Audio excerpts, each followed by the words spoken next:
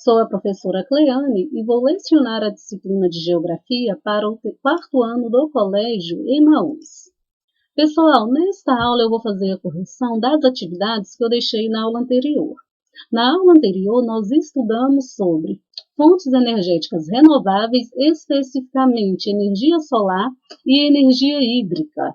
Nesta aula, após a correção, nós vamos estudar sobre fontes energéticas não renováveis, o petróleo e o gás natural. Número 1. Que semelhança você observa entre as formas de produção de energia através da biomassa, do sol e hidráulica? Bom, todas elas são energias renováveis, né? São fontes infinitas e que não emitem gases poluentes para a atmosfera. Agora, quando a gente compara a geração de energia pela biomassa, pela geração de energia hidráulica e a geração de energia eólica, o que essas três formas têm em comum? Todas elas precisam girar uma turbina e a partir desse movimento da turbina é que vai dar origem à energia elétrica. Lembram?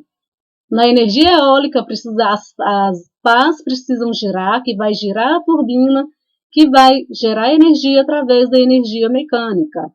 Na energia hídrica e na energia através da biomassa também é o mesmo processo. 2. Quais são as vantagens e desvantagens da produção de energia solar? A energia solar, né, o Sol é uma estrela, ele é infinito, né, uma forma energética infinita. Qual que é a vantagem? Ela é uma fonte energética inesgotável, não poluente e exige pouca manutenção. Desvantagens: elevado preço de instalação e dos equipamentos, recurso é limitado em regiões polares, lembram? Nas regiões polares recebem menor incidência de luz solar. E não é possível armazenar esse tipo de energia. Como que você guarda o sol? Como que você guarda o calor do sol? Não tem como, né? Como que você guarda a temperatura do sol? Não tem como. Diferente da energia hídrica, né? Você consegue represar água. Diferente da biomassa também, você consegue armazenar a biomassa sólida. 3. Como ocorre a geração de energia através do aproveitamento do potencial hídrico? Bom, primeiro é preciso represar a água. Vai precisar criar um desnível para essa água ela vai escoar em uma tubulação, a força e a velocidade dessa água vai mover a turbina, que vai girar o transformador, né? Essas turbinas elas estão conectadas a um gerador que transforma a força mecânica em energia elétrica. A força mecânica é a força que esse gerador está tendo para girar. E essa energia elétrica, ela vai passar pelos transformadores que vai amplificar a tensão dessa energia, vai aumentar e essa energia posteriormente ela é distribuída para as centrais elétricas até chegar à sua casa. 4. Quais são as desvantagens da produção de energia hidráulica ou energia hídrica? Bom, as desvantagens são inundação de grandes áreas, né? É preciso uma grande área para fazer o represamento da água, destruição de vegetação natural. Como vai inundar uma grande área, vai precisar desocupar essa área. Realocação de populações ribeirinhas, né? Essas populações vão precisar mudar. Assoreamento do leito dos rios, né? E alteração do regime hídrico. Se o curso deste rio precisar ser desviado para fazer o represamento, o volume de água deste rio vai ser alterado. 5. Como a produção de energia hídrica pode afetar a produção de algumas espécies de peixes? Bom, lembra que nós vimos sobre a piracema, que é o período de desova dos peixes? Então, a piracema ela pode ser afetada. Algumas espécies de peixe vão nadar contra a correnteza até chegar à cabeceira para se reproduzirem. O retorno desses peixes, né, vai ficar comprometido e esses rios que precisaram ser represados vai comprometer também o trajeto desses peixes até a cabeceira. A gente tem que lembrar também que o movimento das turbinas pode assustar esses peixes, pode fazendo com que eles não sigam, né, o curso natural. Finalizamos então a correção. Agora nós vamos dar continuidade. Vamos falar hoje sobre fonte energética não renovável.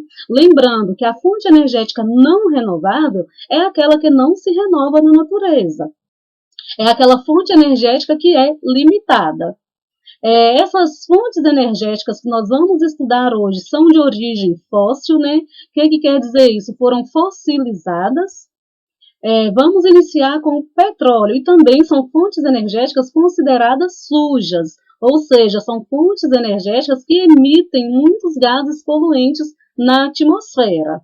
O petróleo ele é um líquido viscoso, ele formou-se há milhões de anos por vários compostos orgânicos.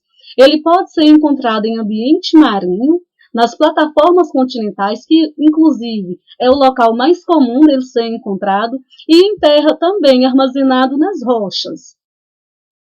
O petróleo é uma matéria-prima que pode ser utilizada na produção de diversos produtos: plástico, asfalto, lápis de cera, tecidos sintéticos, né?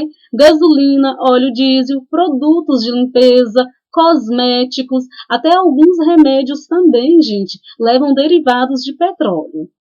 Em terra, o petróleo ele pode ser extraído por meio de sondas de perfuração e no mar com plataformas marítimas. Em terra, gente, quando há perfuração do solo, o petróleo ele brota, né, que ele é empurrado pela pressão do interior, e dependendo do caso, não precisa de equipamentos mais complexos para fazer a extração. No oceano, no mar, né, nas plataformas continentais, a extração ela é um pouquinho mais complexa. A queima desse tipo de combustível libera gases que poluem a atmosfera. O transporte também, gente, é uma ameaça quando este produto, né, quando o óleo, ele vai ser transportado, porque pode haver derramamento deste óleo e pode comprometer este ambiente, pode comprometer o ambiente marinho, se o derramamento acontecer no oceano, né?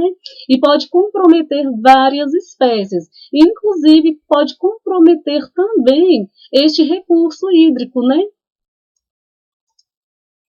Eu trouxe aqui para vocês essa imagem, só de forma ilustrativa mesmo, gente, para vocês perceberem onde que o petróleo ele está localizado. O petróleo ele fica em camadas profundas, né? Bem abaixo do solo, no subsolo, né? E a extração dele é realizada por meio de sondas que vão perfurar o solo até chegar ao petróleo, fazendo a sua captação. O petróleo ele se formou a partir dos restos de plantas e animais minúsculos que existiram há muitos milhões de anos. Ao morrer, essas pequenas formas de vida ficaram enterradas na lama. À medida que a lama e as rochas foram se acumulando, outras camadas foram se formando em cima desses restos orgânicos. Em determinadas condições, a pressão e o calor da Terra, né, o calor interno da Terra, transformaram esses restos de animais, restos de plantas, em petróleo. Então, esse processo é um processo muito lento, é um processo muito demorado, que demora milhões de anos para acontecer. Por isso que a gente diz que o petróleo é uma fonte energética não renovável. O petróleo também ele é usado como fonte energética em veículos, nas indústrias, mas não é tão comum a gente ver a utilização do petróleo na transformação, né, em energia elétrica, porque é um processo mais caro, tá bem? O gás natural também, gente, eu já vou aproveitar essa imagem, se formou nas mesmas condições do petróleo. O gás natural ele vai se formar a partir da evaporação, né, desse líquido que se forma, que é o petróleo. Quando o petróleo ele está sendo formado em altas temperaturas, vai se formar um vapor. Este vapor é o gás natural. Eu trouxe esse esquema ilustrativo aqui só para vocês entenderem como que funciona desde a extração do petróleo até o produto final. A extração ela acontece em terra e acontece também nas plataformas. Em terra, gente, o petróleo ele é separado do gás e da água no campo e ele é transportado para as estações de transferência. Esse transporte em terra acontece por oleodutos. Vamos ver já já o que são os oleodutos. Quando a extração acontece em mar, o óleo ele é transportado em navios-tanque ou em oleodutos para os terminais em terra. Dos terminais em terra, este petróleo ele segue para outros países, né, é a exportação, e ele segue para as refinarias. Na refinaria, o petróleo ele vai passar por processos industriais, ele vai ser transformado em diversos derivados, e esses produtos vão seguir para o mercado de consumo. Vão seguir para a distribuidora, né? Que da distribuidora de gasolina vai para o posto de gasolina. Esses produtos também vão para o mercado, que é o asfalto, que é a borracha, que é o plástico.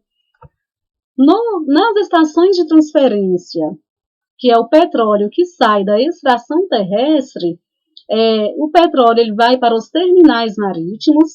Do terminal marítimo, ele é transportado para as refinarias. Nas refinarias, ele é transportado por navios-tanques para as refinarias, né? Ele é transportado por navios-tanques ou por oleodutos. O que são esses oleodutos? São tubulações por onde o óleo ele é transportado. Os oleodutos são meio de transporte de óleos. Existem também os gasodutos, que são os meios de transporte do gás. Os oleodutos e os gasodutos, gente, eles podem estar subterrâneos, né, encobertos no solo, ou podem estar na superfície também. Os principais derivados do petróleo são gasolina, óleo diesel, o gás, querosene, dentre outros. O gás natural, como eu disse para vocês, ele vai se formar junto com o petróleo há centenas de milhões de anos atrás. À medida que plantas e minúsculos animais morriam, seus restos foram constituindo várias camadas. Essas camadas elas foram sendo pressionadas, né, por outras camadas que foram se formando. E o calor foi gradualmente transformando esses restos em gás e em petróleo. O gás ele pode ser usado em residências, indústrias, automóveis e comércio, né? É aquele gás de cozinha que a gente costuma usar. Quais são as desvantagens do gás natural, gente?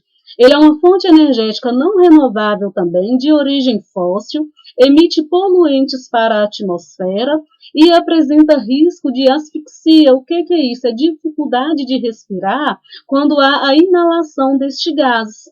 E é um gás também, gente, que pode intensificar incêndios e pode causar explosão. A vantagem do gás é que ele é menos poluente que o petróleo. Se a gente comparar a poluição em relação ao petróleo e em relação ao gás natural, o gás natural é menos poluente que o petróleo. O gás natural também é transportado pelos gasodutos, né, até chegar ao seu destino final. A extração do gás natural também é realizada através da perfuração por sondas, e o gás ele é extraído por meio de uma tubulação. Vou finalizar por aqui a nossa aula. Tem algumas atividades para vocês fazerem, tá bem? Copiem as perguntas no caderno, assistam a videoaula novamente, se for preciso, e é preciso entender essa diferença, tá, pessoal? De fonte energética renovável para fonte energética não renovável. Essa diferença, inclusive, a gente tem que entender em relação ao uso de energia limpa e energia suja.